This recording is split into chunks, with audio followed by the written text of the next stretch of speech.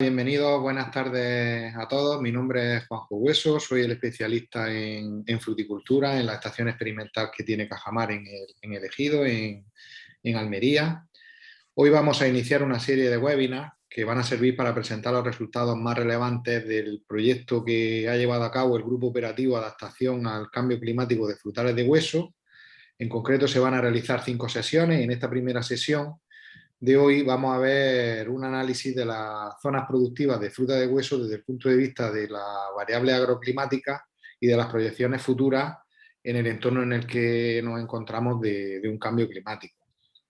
En la segunda sesión, que se celebrará la próxima semana, se tocarán temas en torno a la adaptación de las variedades y las orientaciones productivas en las diferentes zonas.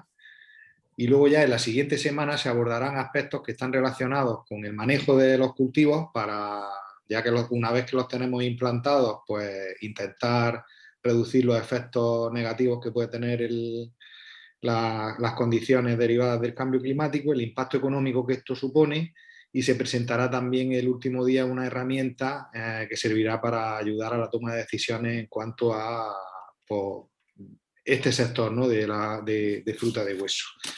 Bueno, sin más dilación, comentaros que en el día de hoy contamos con Manuel Caro Ayala, que es investigador del Instituto Murciano de Investigaciones Agrarias, del IMIDA, y con José Alberto Egea, que es también, en este caso, investigador del CEBAS, también afincado en Murcia. Los dos van a tocar pues, los aspectos que hemos comentado, una parte relacionada con los datos agrometeorológicos, ¿no?, con el análisis que se ha realizado, y luego se verán las proyecciones a futuro en función a las condiciones que se nos pueden plantear, los diferentes escenarios que se nos pueden plantear. Al final de las presentaciones vamos a tener un espacio para poder resolver algunas cuestiones que pueda plantear la audiencia que tenemos hoy, que esperemos que se anime un poquito más.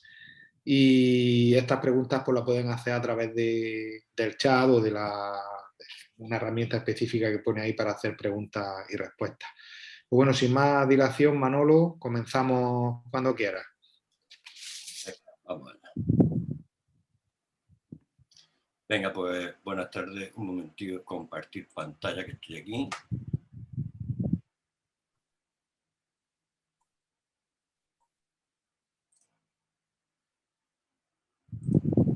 Ahí está. Bueno, pues mira, en principio sí, lo que vamos a hablar esta tarde, dentro de lo que es la adaptación al cambio climático de los frutales de hueso, pues el análisis meteorológico y agrometeorológico, ¿vale? Tanto en la actualidad como en las proyecciones futuras que nos habla ahora José Alberto. Entonces, en principio, comentaros que el objetivo del proyecto era diseñar una herramienta donde se integraran todos los datos, estrategias y demás para ¿qué? Pues para crear una opción de toma de decisión a los usuarios, ¿de acuerdo? Todo dentro de lo que es la mitigación y la adaptación al cambio climático. En nuestra parte en concreto, pues ha sido la parte de agrometeorología y meteorología, tanto de situación actual como futura. Entonces, para ello entramos ya en materia. En principio, lo que se hizo fue seleccionar dentro de lo que es la zona de frutales de hueso, de producción de frutales de hueso, que es la que hay coloreada ahí en amarillo, pues se seleccionaron unas 300 parcelas casi, de las cuales al final nos quedamos con 270, y bueno, y que lo que incluyen es pues la zona del delta del Ebro, el arco mediterráneo y la zona del suroeste, es decir, Sevilla, Huelva, Badajoz y Cáceres. Y bueno, con estas 270 estaciones, lo que se hizo en principio eran, hay que decirlo, estaciones agrometeorológicas. Es decir, todas esas estaciones están implantadas en zonas de regadío, ¿vale? Y dirigidas fundamentalmente, por qué no decirlo, a la estimación de las necesidades de riego. Entonces, lo que hicimos fue recabar datos, tanto de las comunidades autónomas como del Ministerio de Agricultura, de cada una de las zonas, pues para descargarnos la serie histórica que va desde 1999 hasta el 2020. Las variables meteorológicas fueran las de siempre: temperatura, humedad relativa, velocidad y dirección del viento, la precipitación, la evapotranspiración de referencia y la radiación global incidente. Entonces resulta que al final nos juntamos con 34,5 millones de registros. ¿Qué es lo que hicimos? Pues bueno, lo que hicimos fue hacer primero una validación de todos esos datos, según la norma UNE 500-540, y como luego no éramos capaces de atacar esa base de datos directamente allí en el IMIDA, pues lo que hicimos fue trasladarla a una copia, que hicimos una copia en el Parque Científico, que está justo al lado de la Universidad de Murcia y al lado del CEU, y desde allí sí, con un procedimiento PLSQL, pues se atacaba la base de datos para la obtención de aquí, pues de datos resultantes de periodos diarios, semanales, mensuales, anuales, ¿vale? Y ese fue el principio de esto. Como fruto de eso, bueno, lo primero, y que era lo más importante quizás, era zonificar las zonas productoras de frutales en función de las características climáticas. Entonces, para ello, pues bueno, empezamos tanto variable a variable como intercambiando variables, ¿de acuerdo? Pero no hubo, en un principio con eso no hubo un resultado excesivamente bueno, esa es la verdad. De forma que al final lo que hicimos fue estudiar lo que es la temperatura media, pero en los periodos de octubre a marzo, ¿no? Aquí a la derecha os muestro solo la estadística de esta variable, que es la temperatura media de octubre a marzo, en la cual pues sí que se observa que hay 5 zonas con diferencias significativas entre ellas, y que bueno, que son las que a posterioridad hemos adoptado. En cuanto voy a hacer la representación y las tablas, voy a hacer en mapas porque es una forma espacial de ver esto. Si no, sacar los datos de temperatura de 270 estaciones es imposible. Entonces, bueno, pues aquí, por ejemplo, tenemos la temperatura media anual. La temperatura, es decir, interanual sería más bien, ¿vale? En las cuales, pues bueno, pues podemos distinguir entre las zonas cálidas, que son las zonas de Alicante, Murcia, Almería y parte de Sevilla, y la zona más fría, que es la zona de Logroño, Navarra y parte de Aragón. De Aragón entraba Zaragoza y Huesca, ¿vale? Y luego también tenemos la de Lérida. En cuanto a precipitación, pues bueno, hay 2 zonas marcadas claramente. Una es la del sureste español, con precipitaciones inferiores a los 300 milímetros en la mayoría de los casos. Tenemos, por ejemplo, la estación de Águila o la de Cañada Gallego, con 204 milímetros y 212 milímetros de media de esos 20 años. En contra, o por contra, tenemos las estaciones que se encuentran al norte de Cáceres, las cuales, pues bueno, la precipitación es superior a los 1000 milímetros, ¿vale? En la clasificación que he puesto yo aquí, la leyenda para ser exacto, la verdad es que yo corté en los 700 milímetros, porque más de 700 milímetros me da lo mismo. O sea, eso es que ya ahí llueve suficiente, más que suficiente, diría yo. Y bueno, ya está en la distribución. La España seca y la España húmeda. En cuanto a otra de las variables que cogimos fue la evapotranspiración del cultivo de referencia. ¿Por qué elegir esta variable? Bueno, pues fundamentalmente porque agrupa un montón, es decir, incluye la radiación global incidente, temperatura, humedad relativa, la velocidad del viento, y era una forma de intentar distribuir esto de alguna manera. Bueno, y aquí lo que está claro es que, de nuevo, pues hay zonas con una evapotranspiración muy elevada, como es la zona de Sevilla, ¿de acuerdo? En concreto la zona de Carmona y de Los Morales y tal. Y luego hay zonas donde la evapotranspiración es bastante más baja. No es que tampoco sea tal, porque está en los 1100, pero bueno, 1000, 1100, pero bueno, pero ahí está. Que sería pues la zona de Daroca, la zona de Callosa de Ensarriá, aquí en la zona de Alicante, hay también parte en la zona de Valencia. Bueno, ahí está al final, que de las variables que he puesto como ejemplo, la más importante quizás era la que servía para la zonificación. Entonces ahí están las 5 zonas, desde la extracálida, la cálida, la intermedia, la fría y la extrafría. La extracálida, pues bueno, la extracálida está claro que esta zona parte de Alicante, la zona del litoral de Murcia y luego de Almería. Y por contra, pues estaría la extrafría, que sería pues, prácticamente todo lo que es el delta del Ebro, porque el resto del delta del Ebro pues ya es zona fría. Es decir, no es extrafría, pero es fría. Y esta sería la distribución, yo prefiero ponerlo en mapas, esta sería la distribución de estas 5 zonas. Pero eso sería la parte, por decirlo de alguna manera, la parte meteorológica. Pero ¿y la agrometeorológica? Pues bueno, en la agrometeorológica lo que se hizo, como comentaba antes, fue consulta a la base de datos de forma que nos dieran otra serie de características. Por ejemplo, dentro de la latencia, la endodormancia y la ecodormancia. La endodormancia, es decir, necesidades de frío, se hizo por el modelo de Richardson y el modelo dinámico de porciones. ¿Se está viendo el fondo? ¿No es por nada? Sí, ¿verdad? Supongo. Sí, sí, sí, se ve perfectamente. Venga, gracias. Pues el modelo Richardson y el modelo dinámico de porciones, que es mucho más moderno, en cuanto a la decodormancia, se hizo por el método de Richardson y el de Anderson. Luego también se estudiaron las temperaturas anómalas, temperaturas de 21, 23 y 25 grados, en un periodo en el que no deberían de suceder. Y por último, las bajas temperaturas, pues, entre otras cosas para estudiar la probabilidad de helada. Hay que tener en cuenta que son solo 20 años, lo cual es importante porque es una serie un poco corta, un poquito corta de más. Bueno, en cuanto a la endodormancia, que he dicho que había dos métodos, lo hicimos por 2 métodos. Lo primero que hay que resaltar es que había una correlación muy grande entre los 2 métodos. ¿De acuerdo? La correlación es de 0,95, el R cuadrado de 0,95.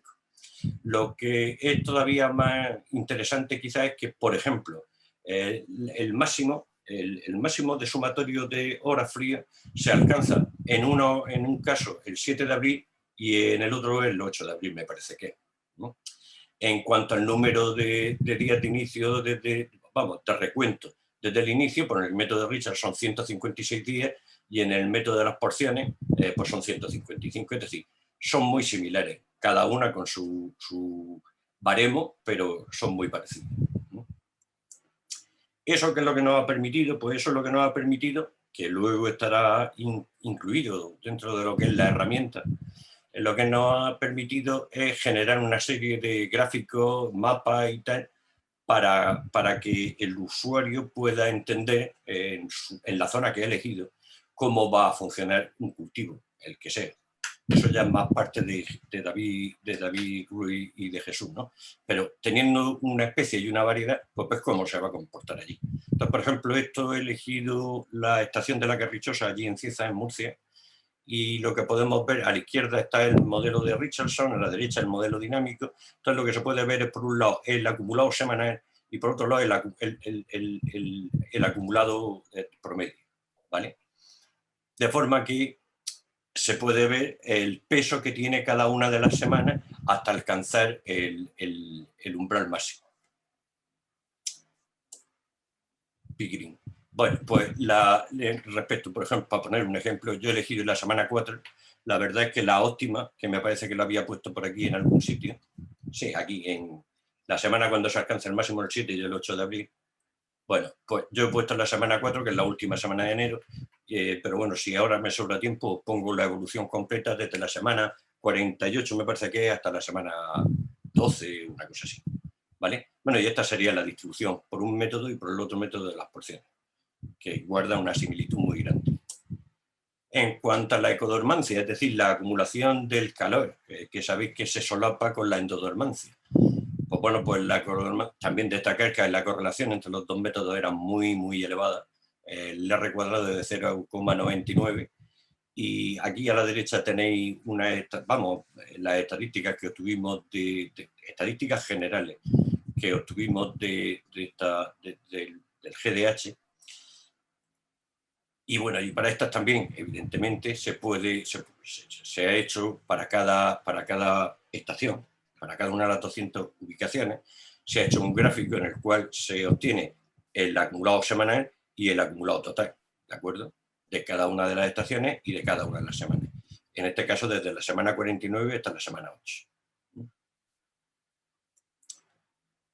Bueno, pues esto sería para la primera semana de abril, cómo quedaría el panorama de los GDH acumulados, ¿de acuerdo? La leyenda se ve que lo que varía es la cantidad, pero no la calidad. Es decir, la zona donde hay más acumulación de calor es la misma por un método y por otro. Es decir, que hay muy pocas diferencias, ¿de acuerdo?, entre una y otra. La única diferencia, eso sí que es cierto, es que la zona donde menos calor se ha acumulado, en el caso del modelo de Anderson, es un poco más amplia en la zona de Extremadura, ¿de acuerdo? Pero vamos, hay bastantes pocas diferencias. Otra cosa que se estudió y muy importante era el tema del recuento de las horas. En realidad son efemérides, con intervalos entre 21 y 22,9 grados, entre 23 y 24,9 grados, y temperaturas superiores a los 25 grados centígrados. Todo esto para un periodo desde la semana 48 hasta la semana 16, un periodo en el que normalmente temperaturas por encima de 25 grados pues suele haber pocas. Pero es una forma de estudiar cómo afectan estas temperaturas que van de alguna manera en contra de la salida de la latencia, ¿vale?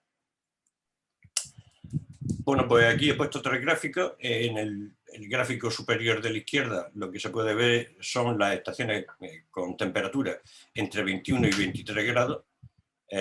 Lo que se representa aquí realmente es el porcentaje de estaciones que tienen esa efeméride. Entonces, destacar sobre todo y fundamentalmente, claro, con temperatura superior a los 25 grados, pues había muy pocas estaciones realmente hasta la semana 13, ¿vale? La semana 13-14.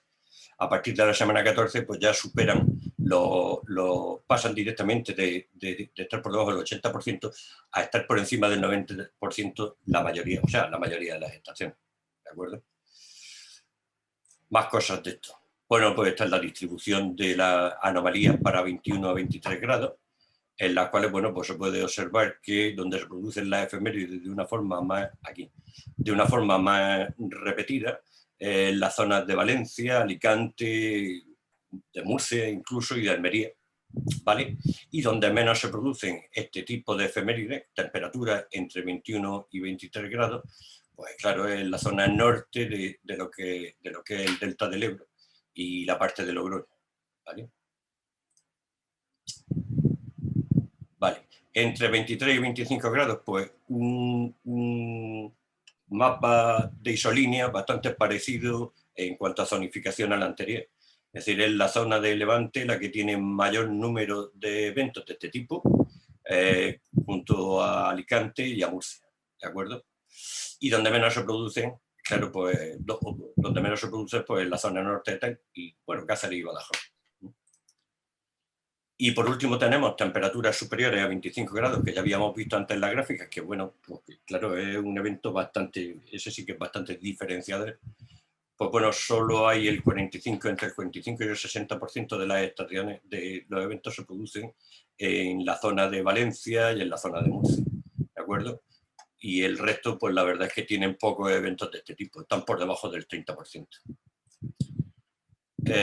Otra cosa que quedaba por explicar, y me va a dar tiempo de enseñar eso seguramente, es lo de las bajas temperaturas. Eran temperaturas, 3 horas consecutivas, con temperaturas por debajo de menos 0,5 grados. Y en ese momento, en cuanto se producía ese evento, pues ya se contaba como que era posible que sucediera. Bueno, todo esto se hacía desde la primera semana de enero hasta unos 115 días aproximadamente, 115-116. Bueno, y la distribución que se produce aquí, yo lo he dividido en dos trozos. El otro día, en la última reunión, que estaba José Alberto, se dijo de distribuirlo de 2 en 2 semanas, pero yo ya tenía hechos los mapas y la verdad es que no los he cambiado. Yo lo distribuí en las semanas de la 1 a la 5 y de la 6 a la 10. Entonces aquí lo que tenemos es que donde más eventos suceden de este tipo, entre la semana 1 y 5, claro, es la zona del delta del Ebro, el interior de Valencia, la zona de Albacete, que teníamos 3 estaciones en Albacete, 2 de ellas están por encima del 50%, y luego esta zona de aquí, que es la zona de Granada, ¿no? Luego en la semana de las 6 a las 10, claro, hay menos probabilidad, en lo que se llamarían las heladas tardías, hay menos probabilidad de que se produzcan heladas, perdón. Aquí solo tenemos más del 50%, pues en algunas zonas de Huesca, en algunas zonas de Zaragoza me parece que era, y luego desde luego las zonas donde no aparecen en ninguno de los dos episodios, que no aparece o hay un riesgo muy bajo, son las zonas del litoral, ¿de acuerdo? Desde prácticamente Castellón hasta Granada. También la zona de Huelva y de Sevilla. Ahí hay bastante poca, vamos, hay una probabilidad por debajo del 10% que sucedan estos eventos. Bueno, como no quería dejar de hablar de la página esta que tenemos, vamos, que estamos desarrollando como herramienta, pues he puesto un par de capturas de pantalla que me enviaron. Esta es para la parte de meteorología, y en la cual pues, se puede ver pues, para una estación que la de esta arriba a la izquierda, Sangonera la Verde, en Murcia también, pues viene por un lado la temperatura, la mínima, la media, la máxima, la humedad relativa, la precipitación, todas las variables, pero de dos formas. Una la anual y por otro lado la de octubre a marzo, de forma que el usuario pues, pueda comparar si quiere. También luego por meses podemos ver aquí o distinguir pues, las variables, es decir, la radiación o la evapotranspiración por meses, ¿de acuerdo? En milímetros mes, o la humedad relativa y la precipitación. Y luego aquí tenemos un gráfico con las temperaturas, la mínima, la media y la máxima para cada uno de los meses. La última captura que he hecho ha sido esta, que es la de la parte de agrometeorología, en la cual, bueno, pues lo que se pone de manifiesto son más o menos como las gráficas que he enseñado antes, de otra manera, pero son las gráficas que he enseñado antes, en las cuales está el acumulado a lo largo del periodo de tanto de hora frío como de hora de GDH. Me gustaría antes, si me da tiempo, que creo que sí, un momentico. Sí, sí, no te preocupes, Manolo. Espérate a ver si yo pillo ahora lo que te pillé. Aquí. Esto. Me gustaría enseñaros esto porque son las unidades de frío que os he comentado antes, tanto por el método de Richardson como el modelo dinámico o de porciones, pero desde la semana 48 hasta el final. Fundamentalmente porque es como no sé, como una viñeta en la cual tú vas viendo cómo se desarrolla el tema, que al final es de lo que se trata, que el usuario tenga las herramientas suficientes para adoptar una toma de decisión. Es decir, vea si la zona que elige, el sitio que elige, reúne las condiciones agrometeorológicas, es decir, tiene suficiente unidad de frío y suficiente unidad de GDH para que el cultivo sea rentable y sea productivo. Entonces esto empieza en la semana 48, la 49, veis cómo se va desplazando poco a poco y va subiendo el número de horas frío acumuladas. Esto es para horas frías, ¿vale? Llegamos a la semana 3 y hasta aquí he llegado, hasta la semana 6. Bueno, pues eso es de lo que se trata, de que el usuario, o sea, dar una herramienta al usuario que le permita, pues, tener una ayuda a la toma de decisión a la hora de elegir el cultivo, la especie, la especie y la variedad, ¿de acuerdo? De bajas necesidades de hora frío o de altas necesidades de hora frío, en fin, ya lo que le interese. Y yo, por mi parte, esto creo que era mi presentación, no sé lo que he tardado, pero son... Si más Muy o menos. bien. Manolo, muy bien ajustado al tiempo y muy claro, muy preciso. Se nota que lo llevas currado mucho, que lo Es llevas que José currado Alberto y yo ya no lo hemos trabajado en la historia, con lo cual ya el Lo asunto... llevas currado mucho tiempo y yo creo que ha quedado claro y meridiano y la verdad que tenemos ganas de ver esa herramienta que saldrá. Luego ya al final veremos si hay alguna pregunta y estableceremos algunas cuestiones que puedan ser interesantes. Y bueno, José, pues te doy la palabra. Cuando quieras puedes comenzar. Muy bien, pues nada, muchas gracias. Gracias por la organización del evento y bueno, voy a comenzar yo compartiendo la pantalla.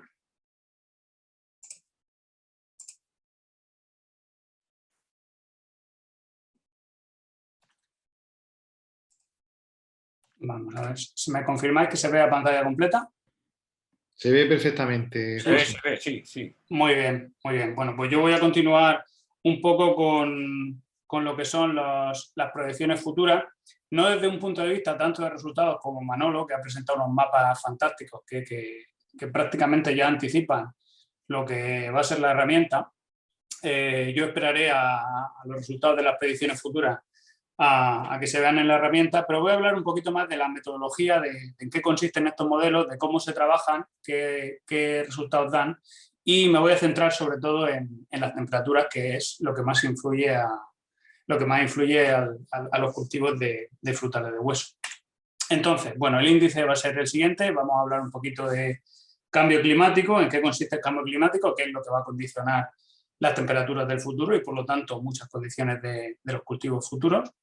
¿Qué modelos tenemos para cuantificar qué es lo que va a ocurrir con el cambio climático? Porque no basta con decir, oye, que las temperaturas van a subir, ¿no? ¿Cuánto van a subir? ¿Dónde van a subir? ¿De qué forma? Etcétera. A continuación hablaré un poco de la metodología seguida para ver cuáles son estos escenarios en las zonas de cultivo de frutal de hueso en España y de dónde hemos sacado los datos. Haré una breve selección de resultados para ilustrar qué es lo que va a pasar y terminaremos con unas conclusiones. Bueno, como digo, el cambio climático es lo que va a determinar, entre otras cosas, las temperaturas del futuro. Hay muchas definiciones, aquí tenéis una que he sacado del Ministerio de Transición Ecológica, pero bueno, todo el mundo tiene en su cabeza una idea de lo que es el cambio climático. El principal efecto del cambio climático es que va a haber un incremento de las temperaturas medias, que puede haber también una variación en el régimen de precipitaciones. Aquí a veces hay una confusión, ¿no? Las temperaturas sí van a subir, es decir, van a cambiar. Las precipitaciones no es que vayan a cambiar por zonas. A lo mejor al final hay la misma precipitación en todo el planeta, lo que pasa es que en unas zonas van a disminuir drásticamente y en otras zonas van a aumentar drásticamente. En el gráfico de aquí abajo se observa en dos escenarios diferentes, a la izquierda uno y a la derecha otro, se observa que las tonalidades más azules significa que en esas zonas va a llover mucho más que en la actualidad y las zonas más blanquecinas amarillentas que va a llover mucho menos. En el gráfico de arriba lo que se observa es en dos escenarios diferentes, que como digo ya comentaremos después en qué consisten los escenarios. Las tonalidades más rojas, más oscuras, significa dónde va a subir más la temperatura y las más claras, dónde va a subir menos. Que ahí no es que vayan a bajar, es que van a subir menos. Otro efecto del cambio climático, pues el incremento de episodios extremos, sequías o las danas que estamos viviendo por lo menos en la zona del Levante con cierta frecuencia inusual en los últimos tiempos. Eso va a aumentar y esas cosas son más difíciles de predecir que las temperaturas.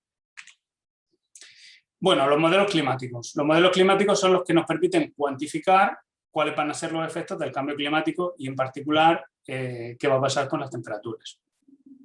Tenemos lo que son modelos generales de circulación, que son modelos globales del planeta Tierra del clima, que consisten en dividir el planeta en tres dimensiones, es decir, no solo a nivel superficial, sino también capas verticales, dividirlo en celdas y ahí hacer, en base a unos inputs de cuáles son los directores del cambio climático, en general las emisiones de gases de efecto invernadero, aunque hay otras cosas no antropogénicas, en base a unos inputs te genera unos outputs, unas salidas, qué temperatura va a haber, qué precipitaciones va a haber o incluso qué niveles de CO2 va a haber.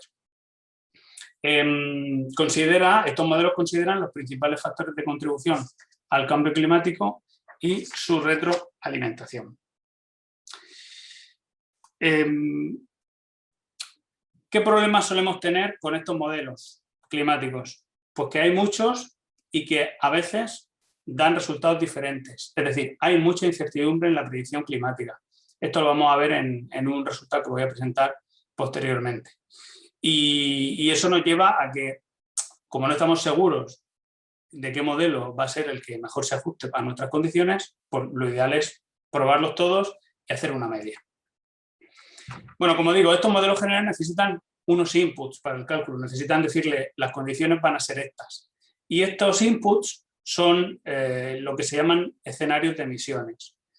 No sé si la audiencia estará familiarizada con los términos RCPs, ¿no? En inglés Representative Concentration Pathway, que es difícil de traducir en español, pero bueno, podría ser trayectorias representativas de concentración, que básicamente representan distintos escenarios de emisiones de gases de efecto invernadero que van a estar lógicamente correlacionados con el incremento de la temperatura.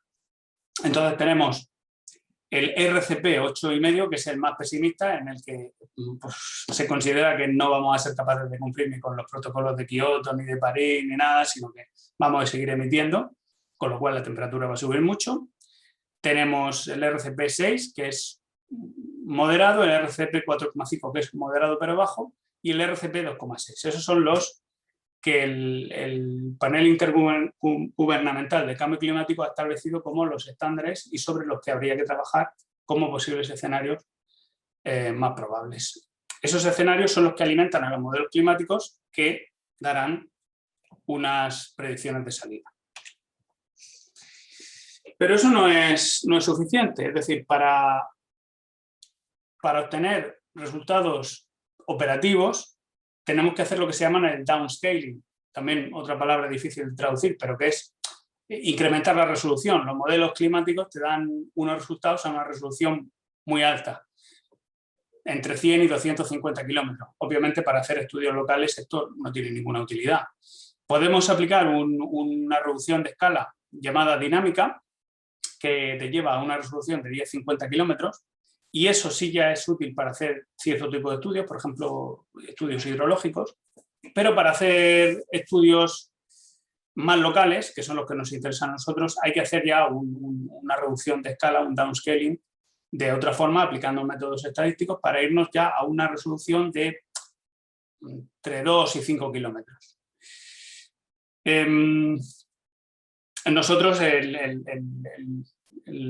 los datos con los que hemos trabajado han utilizado este downscaling estadístico, como vamos a ver a continuación.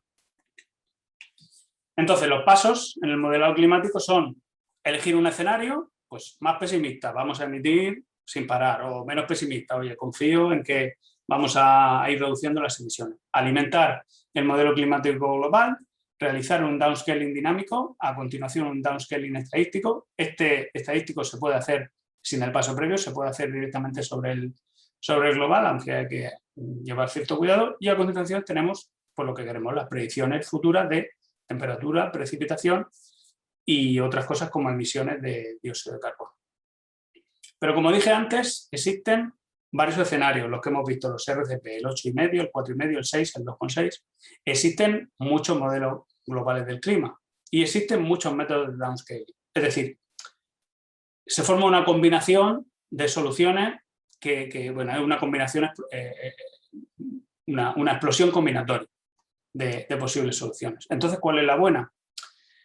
Pues la cosa es que no se sabe muy bien en estos modelos climáticos, no se sabe muy bien porque aunque algunos se han utilizado para validar datos del pasado y ha funcionado bien, intentas utilizar esos modelos climáticos que han validado bien los datos del pasado y con datos del presente pues no van tan bien. Entonces hay mucha incertidumbre. ¿Qué se hace? Pues se hace lo que se suele llamar el modelado ensemble, que es básicamente correr todos los modelos con todos los métodos y al final hacer una media.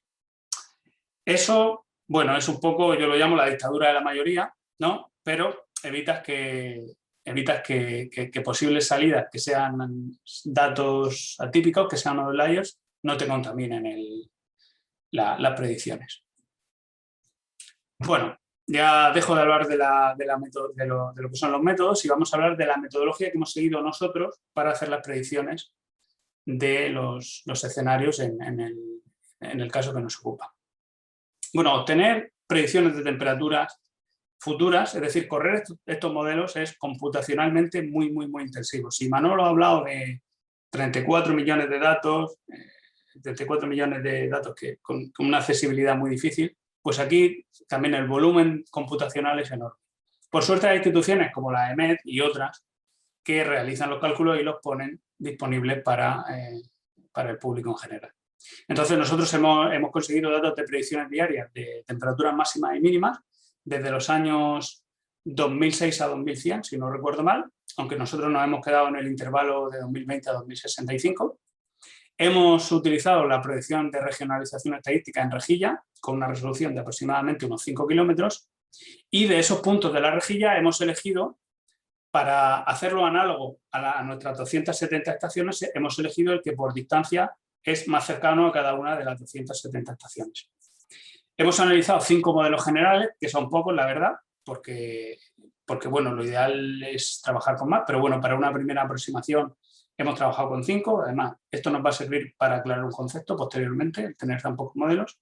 Y hemos utilizado, pues de los escenarios que hemos visto anteriormente, el RCP 4,5, que es, bueno, una situación moderadamente optimista, y el RCP 8,5 una situación bastante pesimista. En este gráfico de la AEMET podemos ver en qué se traduce eso de los escenarios, en qué se puede traducir más o menos. Tenemos que para el año 2100, según el escenario RCP 8,5, el incremento de la temperatura máxima podría llegar a ser hasta de 7 grados. Si eso ocurre para 2100, bueno, podemos echarnos a temblar. Esperemos que no sea así. Para otros escenarios, RCP 6 y RCP 4,5, pues tenemos que ese incremento de la temperatura máxima podría estar entre los 3 y pico y los 3, 2 y pico, 3 grados, que también sería mucho. Es decir, tendríamos que intentar para 2100 que esto se haya reducido. Bueno, como digo, hemos obtenido las temperaturas diarias de la base de datos de AEMET, pero para hacer el cálculo de las necesidades de frío, con el método, el modelo dinámico, el modelo de Richardson, etcétera, etcétera, pues necesitamos temperaturas horarias. Esa generación de temperaturas horarias se ha realizado con una herramienta de un paquete informático en el lenguaje de programación R que se llama ChillR, de un colega alemán. Y, bueno, tal y como ha explicado Manolo, hemos hecho el cálculo de la acumulación de frío por semana desde la semana 48, aproximadamente comenzando el 1 de noviembre, hemos estandarizado ahí, hasta la semana 8, aproximadamente finales de febrero, tanto en chill units como en porciones. Lo mismo que explica Manolo, el cálculo de la probabilidad de heladas es temperaturas menores de menos 0,5 grados durante al menos 3 horas consecutivas, considerando periodos de 30 años de cada intervalo temporal, desde el 1 de enero hasta el 12, hasta el 31 de marzo. Y estos intervalos temporales se han considerado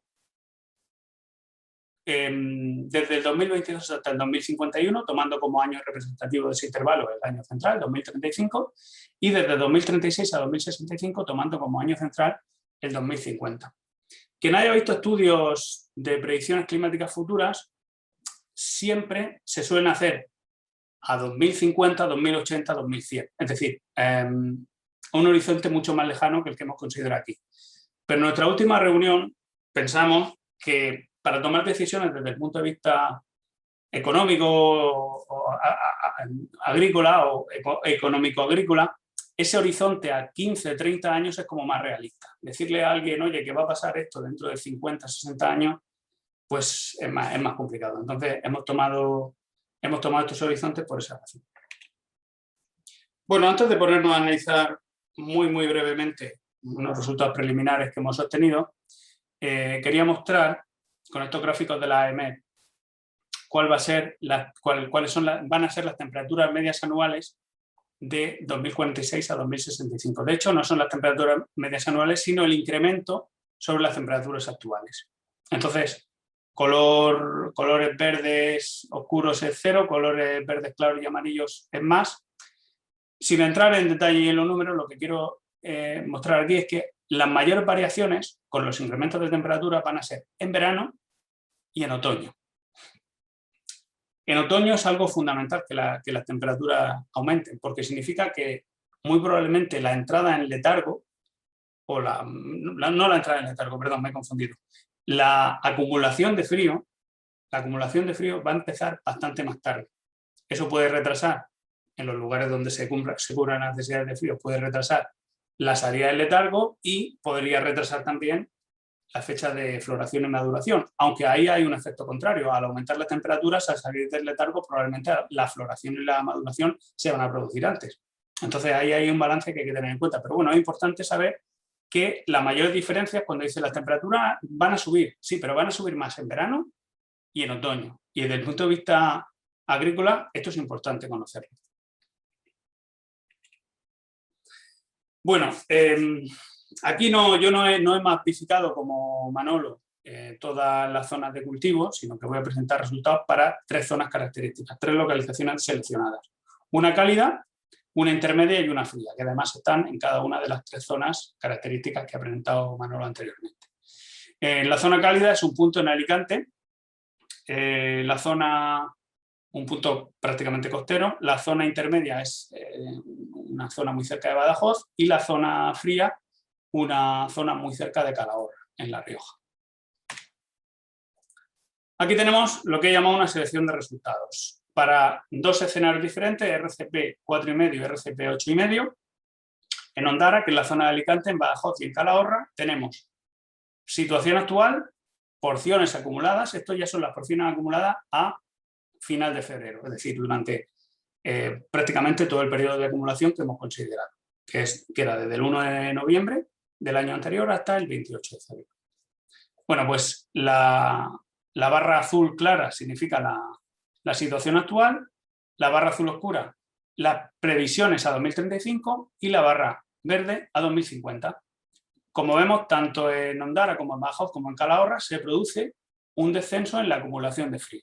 Las 2 gráficas son equivalentes, así que voy a comentar solo la de la izquierda y la de la derecha ahora haré un breve comentario. Es decir, hay que tener esto en cuenta porque si en el futuro se va a acumular menos frío en cada una de estas zonas, habrá que ver qué se cultiva allí, porque si corremos el riesgo de que plantemos especies, variedades cuyas necesidades de frío sean mayores que el frío que se va a acumular, pues podemos tener un desastre, es decir, podemos arruinar nuestra producción. Entonces, no se trata tanto de cómo ha ido hasta ahora, sino de qué va a pasar en el futuro. Y como vemos, a medida que pasan los años, pues la acumulación es menor. Porcentualmente, la pérdida es mayor en las zonas más cálidas que en las zonas más frías. Es decir, en Calahorra, porcentualmente, se pierden menos porciones, menos unidades de frío que en las otras 2. En RCP 8,5 observamos lo mismo, pero un poquito más acentuado. Las barras azules claras son idénticas que en el gráfico de la izquierda, es decir, en la situación actual, ¿no? Y vemos que la diferencia entre las barras azules claras y las otras son más acusadas. De hecho, la diferencia entre la barra 2035 en azul oscuro y 2050 en verde claro también son un poquito más acusadas. Es decir, en el escenario de RCP 8,5 se va a perder menos frío y además se va a perder a más velocidad porque la diferencia entre 2035 y 2050 es más acusada que en el caso anterior.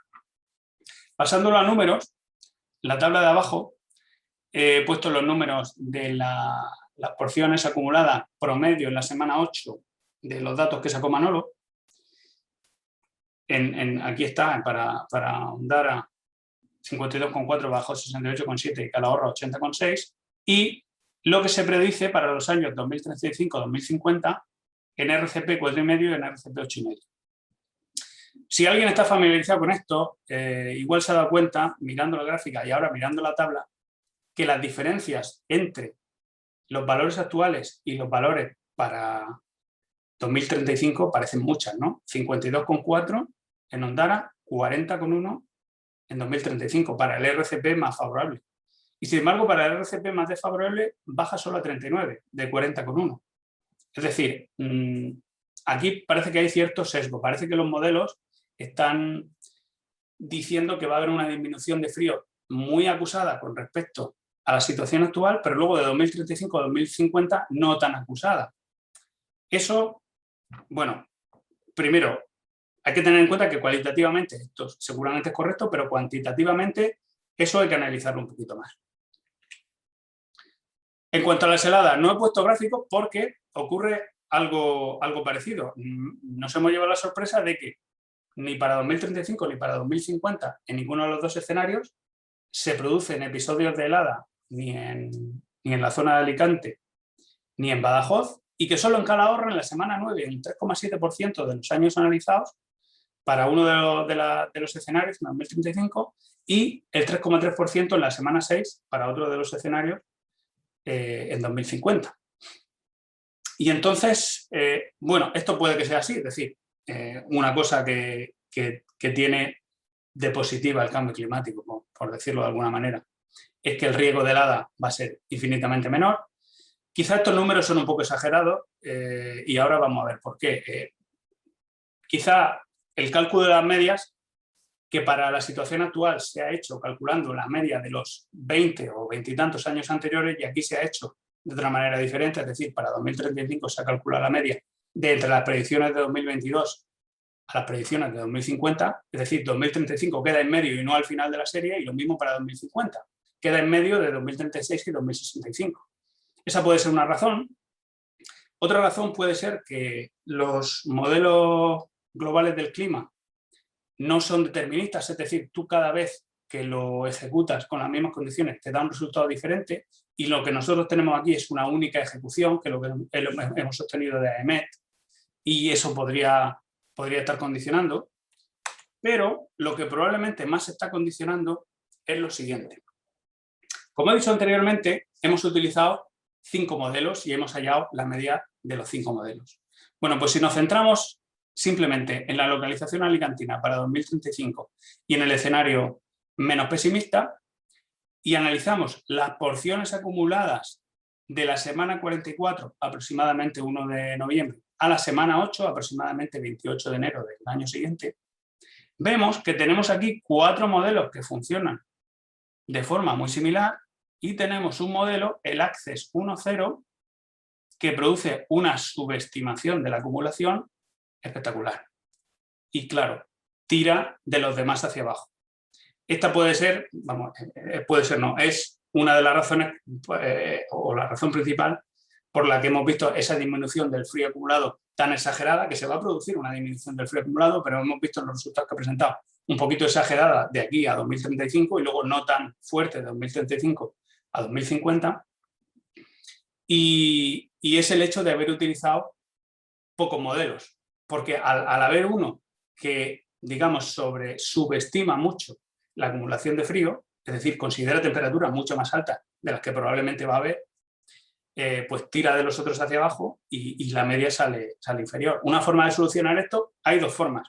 Si no tenemos poder computacional para estar considerando 20, 30, 50 modelos, que te puedes tirar calculando en un ordenador semanas, puedes hacer este pequeño análisis y, como he comentado antes, la dictadura de la mayoría, considerar que es más probable que haya 4 modelos que estén correctos y uno que esté mal, y eliminar ese modelo de tu análisis, o sea, es más probable eso que lo contrario, que haya un modelo que esté bien y que haya 4 que esté mal.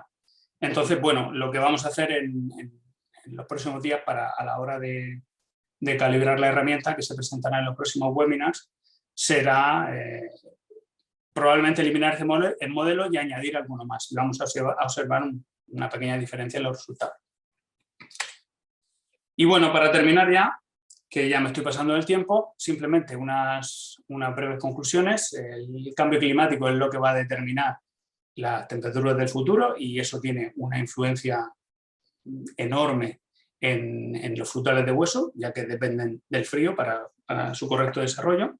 Para cuantificar estos efectos del cambio climático, estos cambios en las temperaturas, tenemos los modelos climáticos, que deben ser alimentados por diversos escenarios que están básicamente basados en perspectivas de emisiones de gases de efecto invernadero, y hay que hacer una reducción de escala porque estos modelos climáticos trabajan a gran escala.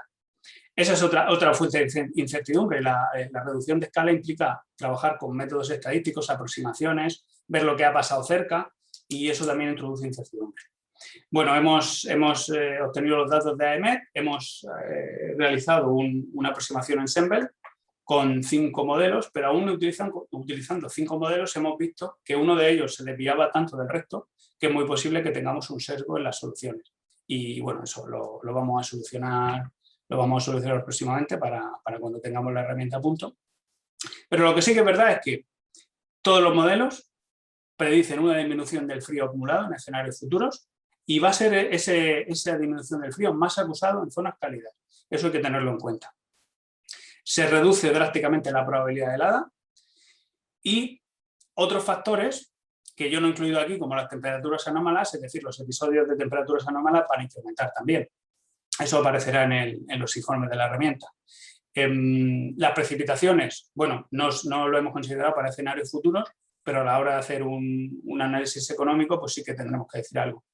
Existe mucha incertidumbre en los eventos extremos, es decir, no podemos saber de antemano con estos modelos cuándo nos va a venir una dana y cuándo no. Sí que probablemente sabemos que vamos a tener más danas, por lo menos en la zona del sureste español. Y una cosa importante que hay que tener en cuenta con los escenarios futuros es la dinámica de acumulación. Me explico. Actualmente en zonas frías puede que se esté acumulando una, dos, varias porciones en muy poco tiempo. ¿Qué quiere decir eso? Si se acumulan pocas porciones, es decir, varias porciones en poco tiempo, quiere decir que dos variedades que tengan necesidades de frío cercanas, aunque no iguales, pueden salir del letargo en fechas muy próximas. Pueden salir de la dormancia en fechas muy próximas. A la hora de considerar esas dos variedades para que una polinice a la otra, en caso de no autocompatibilidad, si pasamos a dinámicas de acumulación donde esas porciones tardan más tiempo en acumularse, puede producirse el siguiente hecho, es decir, que estas dos variedades que ahora salen del letargo pues con 1, 2 días, 3 días de diferencia, ahora salgan del letargo con muchos más días de diferencia, con lo cual que uno de las variedades polinice a la otra puede estar en riesgo. Esa es otra cosa que no se tiene mucho en cuenta y que hay que considerar con el cambio climático. En fin, más cosas de debate que se hablarán, no quiero meterme en los otros webinars que habrá próximamente. Y bueno, al final, ¿todo esto para qué sirve? Pues para tomar decisiones, es decir, qué puedo plantar en qué zona, cuándo y qué me va a producir mejor rendimiento, que es básicamente lo que consiste este proyecto. Bueno, y ya sin más, yo termino mi exposición y quedo a disposición de la gente para responder las preguntas que consideren.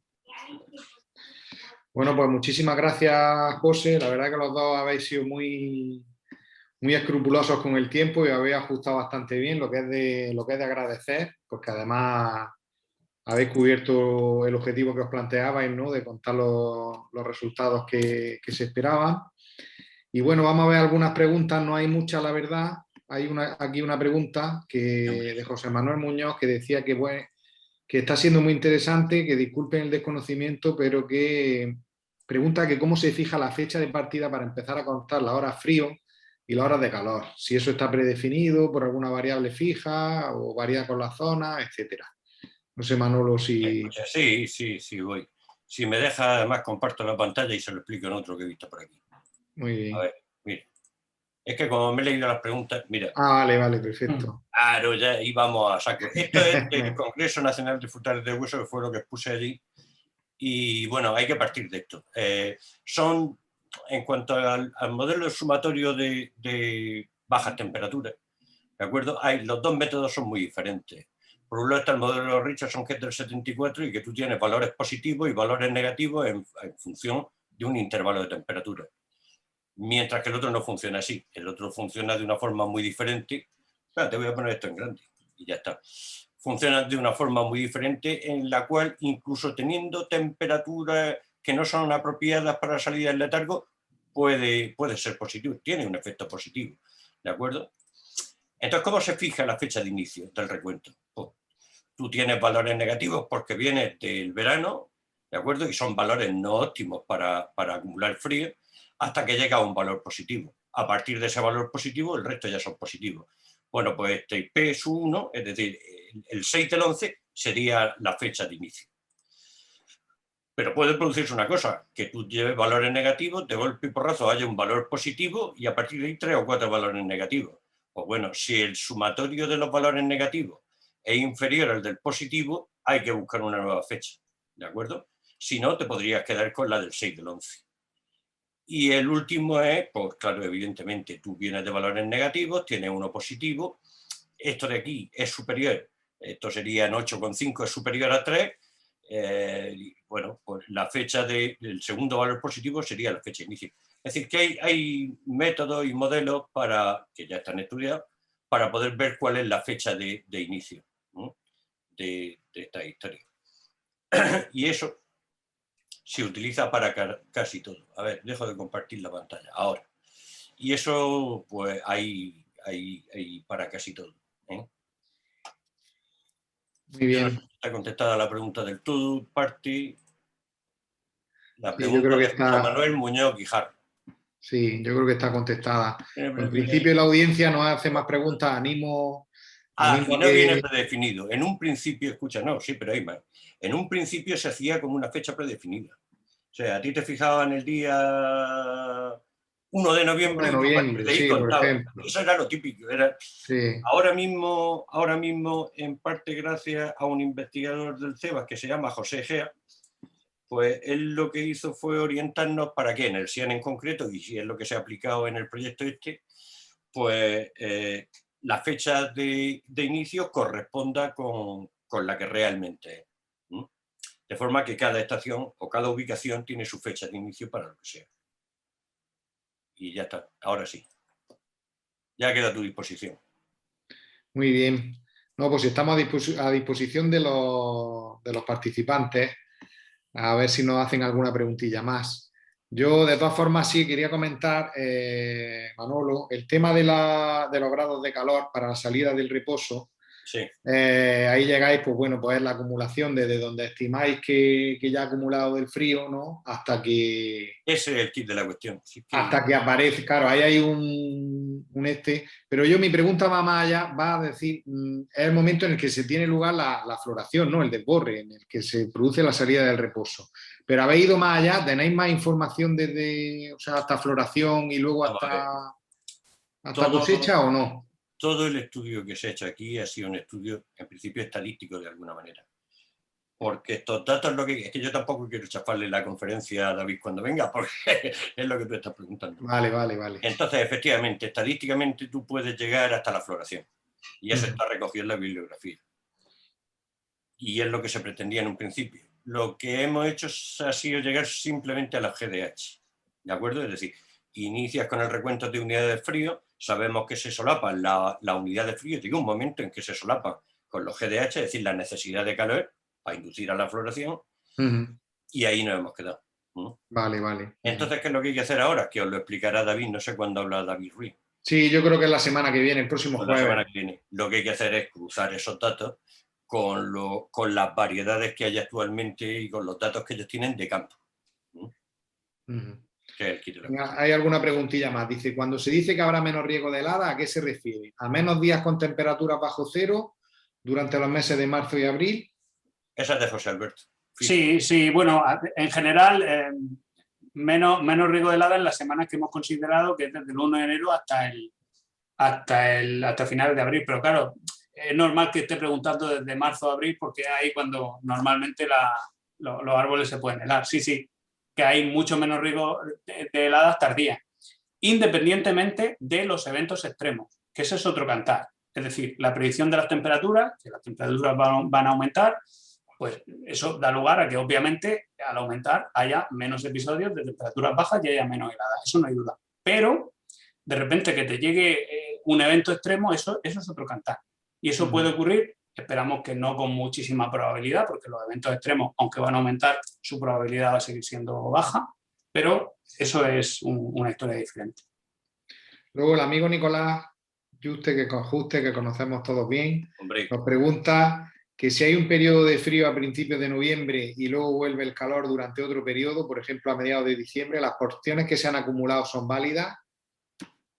Para eso están las porciones, ¿no? Precisamente. Sí, las porciones sí. En el modelo de Utah, en la Cheers Unit, no puedes perder, pero las porciones son inamovibles una vez ganadas. Una vez consolidada, ese es el tema de las porciones y por eso funciona mejor en las zonas en las que es habitual que ocurra esto, ¿no? De todas formas, ya sabes cómo surge lo de las porciones. Lo de las porciones surge para los climas cálidos. Claro, para esta zona. Se ha aplicado a toda España por aquello de hacerlo compatible y tal, pero ya sabes que fueron los israelitas los que empezaron. Sí. Israelitas y franceses, pero bueno, sí. Sí, el amigo Amón Erez. Exactamente. Pregunta Gema Reis también que si se prevé un cambio en la salida del reposo, la floración se puede adelantar o retrasar, como han dicho. Si van a ocurrir estos cambios, las heladas, aunque sean a menos temperaturas, también podrán ser importantes para los agricultores. Ahí es que habría que hacer un balance porque, como he dicho, al acumularse frío más despacio, probablemente o sea, ahí se produce un retraso de todo. Se acumula frío más despacio y, por lo tanto, el árbol va a estar más tiempo en dormancia, va a tardar más tiempo en cubrir sus necesidades y en salir de la dormancia. Por otro lado, en el momento que salga, como se va a encontrar con temperaturas más altas, pues la velocidad hacia la floración va a ser mayor. ¿Cuál es el balance entre uno y otro? Yo creo que eso es difícil de decir, que hay que hacer un análisis puntual en cada sitio. Y es más complejo. Y es complejo todavía. Eso sería un paso natural de este proyecto, para una extensión del mismo. Sí, pero ahí nosotros sabemos bien que cuando tenemos esos problemas de falta de frío, al final, más que tarda más en brotar, es que brota de una forma desorganizada, mal, no lo hace todo de manera uniforme, encima no tenemos reguladores como antiguamente teníamos, tipo Dormes, que nos ayudaban a resolver estos problemas. Eso por un lado. Pero luego es que por otro, además, y esto lo sabemos, vamos, lo sé yo de primera mano por ensayos que hemos hecho, no es fruta de hueso, pero bueno, es lo mismo. El efecto yo entiendo y el impacto puede ser muy parecido. En uva de mesa y en uva de mesa en invernadero. Nosotros al final lo que hacíamos era intentar adelantar la cosecha, lo que planteamos que a lo mejor el cambio climático puede hacer ahora, ¿no? Es decir, hacíamos que cubriera el frío antes y luego forzábamos al cultivo con el plástico para tener una cosecha más temprana. ¿Qué es lo que nos ocurría y qué es lo que aprendimos de esos ensayos? Que una temperatura, por ejemplo, de 25 grados en el desborre no es buena. Es decir, no va a ir la planta y va a correr más, o va a correr más, pero no va a ser bueno esa... O sea, la planta no crece. La planta, cuando ha evolucionado durante todo el tiempo, dice, yo desborro con 15 grados, y con 15 grados yo tengo mi crecimiento, yo tengo mi longitud de nudo, yo tengo o sea, el brote va a una velocidad determinada. Si yo ese brote de pronto lo pongo a 25 grados de golpe, va a crecer mal, va a crecer con unos internudos muy largos, va a tener... y no va a ir bien, es decir, que no va a el hecho de que tengamos temperatura, a ver cómo me explico yo, ese adelanto en la floración o esa compensación que tú hablabas, además tiene el agravante de que encima no va a ser bueno porque lo estamos haciendo en unas condiciones de temperatura que no son las normales en las que la genética de la propia planta ha evolucionado en el tiempo. Eso es verdad, pero claro, tú has comentado de 15 a 25. El cambio climático a lo mejor implica que las temperaturas medias suban un grado y pico, 2. Claro, eso es poco. Que ahí la planta sí tiene capacidad de adaptarse, incluso claro. de aprovecharse de eso. En ese sentido, que no es seguro lo que estoy diciendo, es decir, igual ocurre que también se estresa y no va bien. Pero yo creo que en el cambio climático, el rango de temperatura que estamos hablando, para ese tipo de procesos las plantas pueden soportarlo. Que quizás aquí el riesgo es que no se cubran las necesidades de frío sobre todo. Claro. No, sí, está claro. Pero me quería referir que en el momento en el que nos salimos de los óptimos y empezamos a trabajar en rangos subóptimos, al final sabemos todos que la temperatura, la respuesta de la planta a la temperatura no es lineal totalmente, sino que vamos, con los óptimos va mejor que en los rangos subóptimos, pues tenemos también nos encontramos esos problemas y a lo mejor esa mayor temperatura, esa menor temperatura puntual no suma lo mismo. Pero bueno, ya tampoco hay que entrar tanto a... Perdona, Juan José, que en parte por eso se han estudiado las temperaturas anómalas. Es decir, esas temperaturas en un mes que debería ser frío, pues esos episodios en los cuales resulta que tiene un día con temperaturas de 25 grados, de 23 grados, encima de 20 grados. Es decir, es para ver la respuesta frente a eso. O sea, en la historia, sí, efectivamente. Muy bien. ¿Y pensáis que en este escenario lo lógico es que, me imagino que también desde el punto de vista económico, aunque nos estamos metiendo en otros berenjenales, pero bueno, no importa, ¿vosotros pensáis que es más que probable que vayamos a proteger más los cultivos, a utilizar mallas y demás para evitar, pues, estos, por ejemplo, esos episodios de granizo? Eso es de la conferencia de estos. Eso es de ellos después.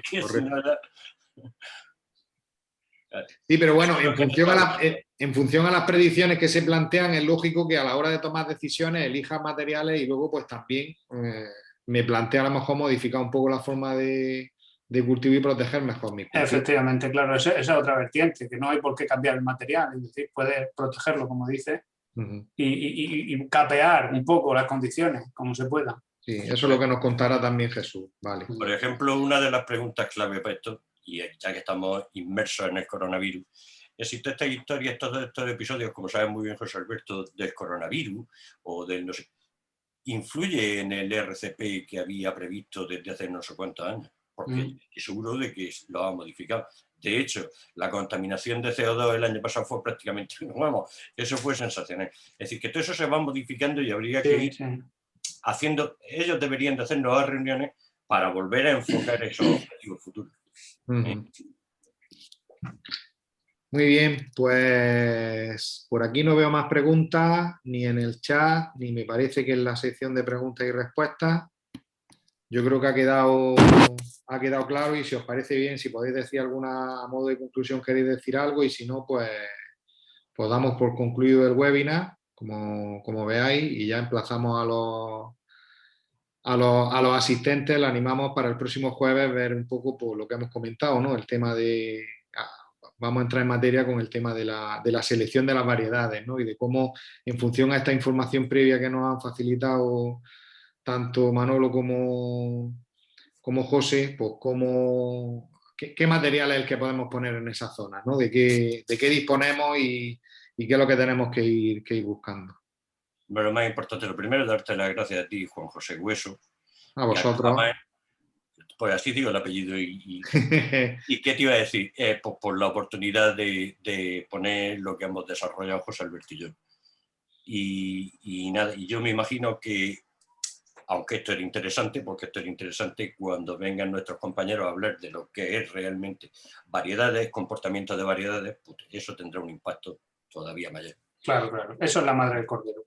De todas formas, esto no se termina con el proyecto, porque yo aquí veo que se sientan las bases para seguir en esa línea, porque esto además es actualidad pura y como decía, hay que ir seguir trabajando y seguir actualizando la información que se ha generado, que es muy útil. Y ya os digo, no solo para la fruta de hueso, porque la caracterización y la zonificación que habéis hecho desde el punto de vista agroclimático y de predicciones, pues estamos hablando del arco mediterráneo, el delta del Ebro y el Andalucía Occidental y Extremadura, que es la zona frutera, no solo de fruta de hueso, sino de todo, cítricos, de uva de mesa, de todo. Es decir, que este estudio puede abrir más posibilidades y eso puede ser también muy interesante. Bueno, pues muchísimas gracias, un placer y nos vemos y nos emplazamos para el próximo jueves. Muy bien. Ya nos da tiempo a ver si España gana y todo hoy. Venga, un saludo y muchísimas gracias. Venga, gracias. Hasta luego.